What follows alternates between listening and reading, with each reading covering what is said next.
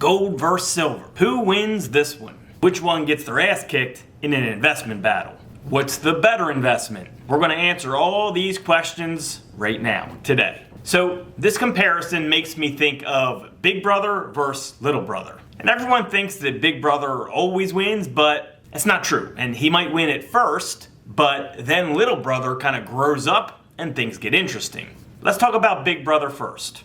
Gold. Gold gets a lot of heat sometimes from some big name people. Many people say gold is not an investment. It doesn't pay dividends. Blah, blah, blah. Let's take a look at something really quick. This compares gold to what most of these people recommend as an investment. As we can see from this chart, gold has pretty much trampled stocks and bonds since 2000. At the time this chart ends, gold was up 552% since 2000. The S&P 500 was only up 285%, almost half, and bonds up only 169%. Yet, less than 1/4 of people have an investment in precious metals in some way, shape, or form. I just don't understand it. I don't understand the hate on precious metal. On top of it being one of the best performing assets of this century, it's virtually an insurance policy. And it's like an insurance policy that actually pays you. And we can all smell the smoke in the economy. There's little fires starting up everywhere, yet most people don't have an insurance policy. Crazy to me. Imagine your house caught on fire. And imagine that it was totally legal to call the insurance company even while the fire's already there, it's already in place. You're allowed to call the insurance company and get a better policy on the spot. Who wouldn't do that? Well, the same thing is going on right now. Everyone is so fixated on the stock market and traditional 401ks. Number one is because they've been doing so well over the last 15 years. So it has people comfortable and confident in the stock market. Number two is because, they're at all-time highs. People think the economy is doing great because of this. Well, here's a little news flash for you. UK stock market is at all-time highs, yet they just went into recession. Japan stock market at all-time highs, yet they just went into recession. Don't be fooled about the stock market. And number three, this is because this is what their financial advisor tells them to do. Hey, just keep your money in the stock market and the value of it is always going to go up. Side note, that's how financial advisors make their money, off of that. Do you notice that they don't recommend things that don't make them money? No financial advisor has ever recommended crypto until right now. They're starting to do it right now because of the Bitcoin ETF. Now they can profit off it. So now they're working it in their recommendation. How convenient. Probably one of the dumbest pieces of advice there is in the financial market is to just keep your money in the markets. And I agree to, yes, maybe keep a portion of your money in the markets at all times, but why the hell are people leaving all of their money in the markets all of the time? Especially during times like right now. There's a popular saying, you be greedy when others are fearful, you be fearful when others are greedy. That is the best recipe to investment success. And look, that comes from a man much smarter than me. Not that that's super hard to do. Talking about Warren Buffett here because he is the man, he's the myth, he's the legend of investing. And we are at extreme greed levels right now on the Fear and Greed Index. You can smell that smoke, right?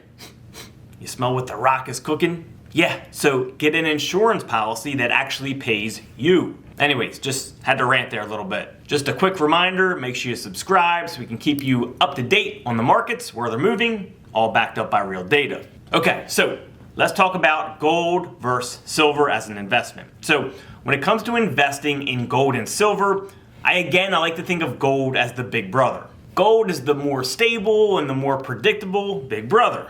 Silver is the younger brother, but it's like the middle child. And I can kind of say that with a laugh because I'm a middle child and we are the unpredictable ones. We like to pull out all the surprises. We are ones that break bones and we light random stuff on fire and we date strippers, and I'm going to stop there. So when comparing these two for an investment in 2024, that's the first point to consider. Gold is typically the more stable and more predictable of the two, but silver has typically outperformed gold during bull runs in the precious metal space. And we can see that in this chart from Incrementum. In most of the bull runs, silver outperformed gold, and a lot of them by a good bit. There was only twice when it didn't, and the difference wasn't far off. So there's a lot of people that are expecting a recession and possibly a hard landing in 2024. Typically, precious metals do very good during these times. So you may be thinking, precious metals, bull market incoming. And actually, there's a very good chance you're right. And with that, a lot of people may think, all right, well, he's saying that since silver typically does better, go with silver as an investment. But there's other things to consider. These charts I just showed shows the performance during a whole bull run. What happens is usually gold runs first during bull runs. With a recession likely looming, it could be too early to get into silver if we are talking about the timing aspect of the investment. Remember that silver is a much larger industrial metal than gold is. During recessions, industrial demands will typically weaken. So this is why it's not uncommon for gold to start running up before silver makes its run later on in the bull run. Oh, also keep in mind that with industrial demands weakening, that means silver mining equities will also drop with it. Eventually, smart investors who understand market cycles, they come in and they start buying at these lower prices.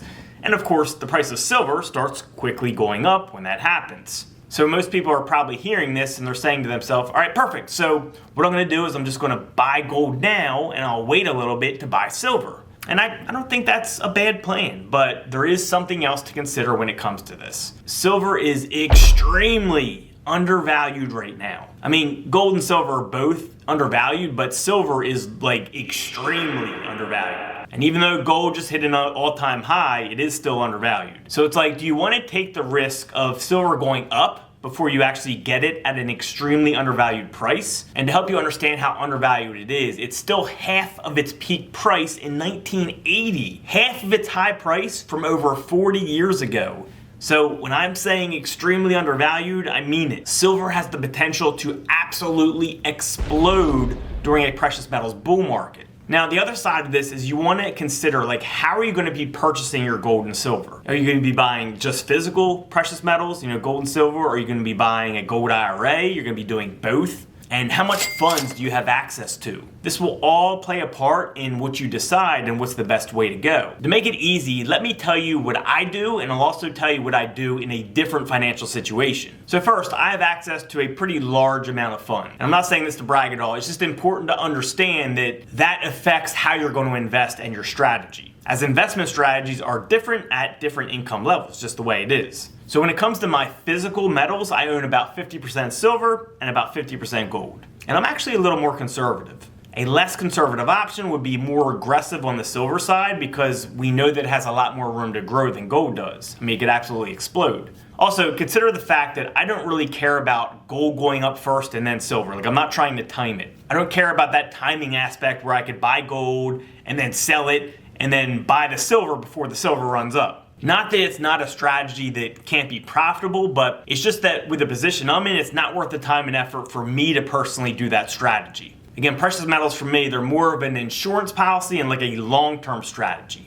And that's why I have a precious metals IRA as well. A lot of people in the stacking community, especially right here on YouTube, they seem to hate on the precious metals IRA. And usually it's the people with the lower incomes that just kind of like stack smaller amounts of gold and silver who don't have traditional 401ks. And that's actually a good point from them because an IRA, a precious metals IRA in that situation wouldn't really make sense. But look, if you're someone with a higher net worth and you have a traditional 401k, I think you're crazy not to consider a precious metals IRA. It's really like an insurance policy on your 401k that can also make you money at the same time. I always hold a portion of my 401k in a precious metals IRA. But in times like now, when the greed is higher, I'll roll over larger portions of my 401k over to my precious metals IRA. Then I'll roll it back as stocks bottom out and precious metals top out and the greed is low or there is fear in the markets. Because that's when you can get stocks cheap again. Remember, we want to be greedy when others are fearful, and we want to be fearful when others are greedy when it comes to the stock market, and then we do the opposite for precious metals. So I don't do the timing approach, so to speak, with my physical precious metals, but I do it with my IRA because of the simplicity of moving my funds around. It's a lot easier. It's probably one of the more underutilized investment strategies that gives your 401k and insurance policy and it helps make you money at the same time. It helps maximize investments. So in 2008, during the crash, people who had 100% traditional 401k, they typically lost half of their money. People who had 50% traditional 401ks and 50% precious metals IRAs doubled their money. So, with $1 million, you're talking about the difference of $500,000 and $2 million when all is said and done. So instead of losing half your money, you actually double your money. It's just a matter of moving it around at the right times. If you're new to all this, you want a recommendation, the company I use for all this is in the description below. Feel free to use them if you'd like. Now again, for those of you who have kind of lower incomes and no 401k, a precious metals IRA is not the right choice in my opinion. It just doesn't make sense.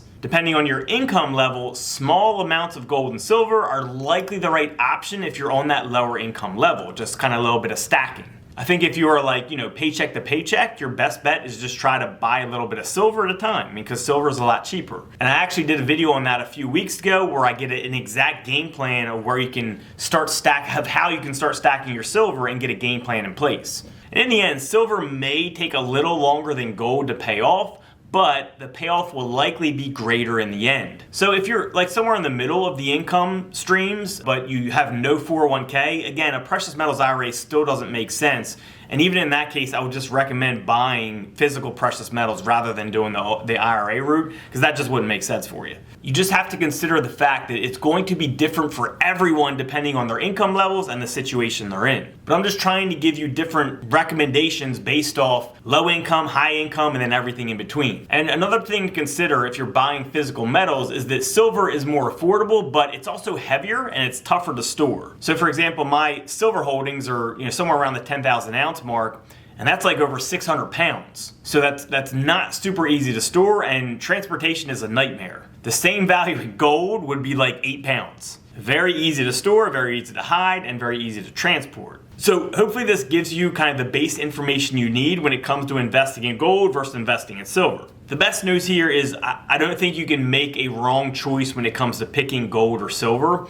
It's just going to depend on what you prefer. What do you want to be able to store? Just gold is easier to store, but it's more expensive, right? Silver has a bigger baseline where it can grow, it can explode. Gold still has a lot of room to run, but not as big as silver. Both of them are undervalued, and both have a boatload of signs pointing to a large run-up in 2024 and beyond. All right, don't forget to subscribe so Tim and I can keep you up to date on the markets. Happy investing.